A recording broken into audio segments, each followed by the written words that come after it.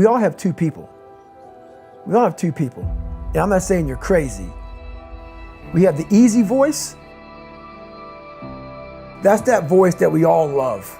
That's that very comfortable voice that's that mommy holding you saying it's going to be okay.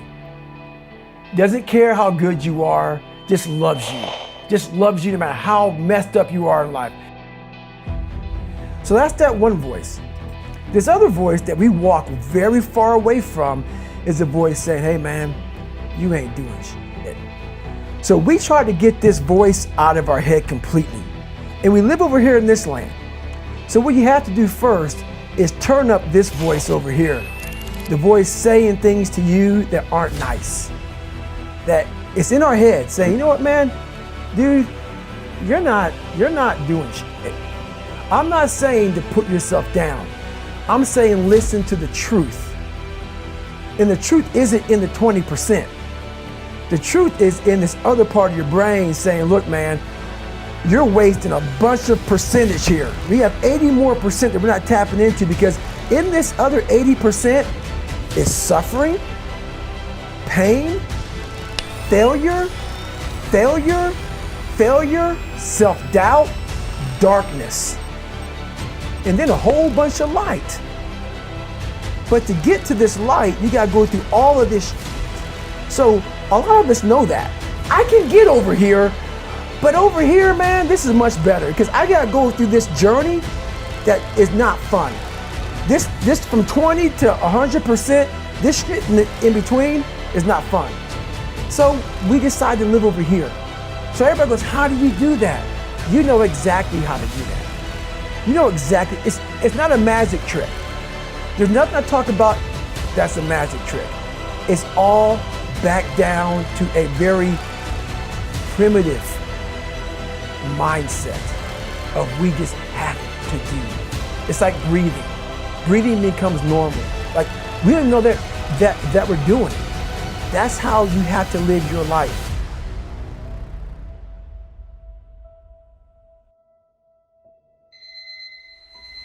When that alarm clock goes off at 4 or 5 in the morning, your mind says no. You just say, it's just what we do. It's what we do now. Because to get to where you want to go, the amount of pain involved, I'm not saying physical, I'm not saying you got to break yourself off. The amount of mental pain of how many times you're going to have to do something that you don't want to do to get to where you want to go. When I was 297 pounds and I was fat as hell trying to be a Navy SEAL, the scariest thing in the world to me, even to this day, was that could have been the rest of my life. I thought then I was trying hard. That's the scariest thing in the world. I thought then, 297 pound, working for Ecolab, spraying for cockroaches, making $1,000 a month. I thought that was me at my 100% potential. Come to find out, a few years later, I wasn't anywhere near that. 106 pounds less, graduated Navy SEAL training, went on to do all these other things. Looking back on that was me trying hard. That's why people gotta understand, what is in us, we have no idea until we start trying hard. And I mean really trying hard, where you're obsessed with, hey, this is my new norm. My new norm is that, wow, this isn't always fun. It's not always meant to be fun. And that's when you know you're trying hard. Is that, and so people listening to us that maybe are at 20% or 30%, you know, about, yeah, I'm going hard, I'm going max, and yet they're not seeing the results. Like, how do they actually shake themselves out of that? We're all in a battle with our own brains. That's all life. That's all life is. It's the most powerful thing in the world, is your own brain. It can work for you or against you. And as opposed to focusing on all those bad things that happened, all the things you didn't have, the people that called you names, all the stuff in Brazil, Indiana, and you start thinking, wait a second, I just visualized this, and now I can take it to the next level, because the visualization got you through the SEAL training. It did, and I was able to visualize the end. So when I was 297, and I was all fat and out of shape, and I couldn't run a quarter mile, and I was drinking milkshakes and eating boxes of doughnuts, I visualized, man, how would it feel? For a brief moment, So there was 22 guys that graduated. I watched this segment on TV about these guys going through Navy SEAL training. And I couldn't even, I wasn't a great swimmer, I was afraid of the water, all this crap, man.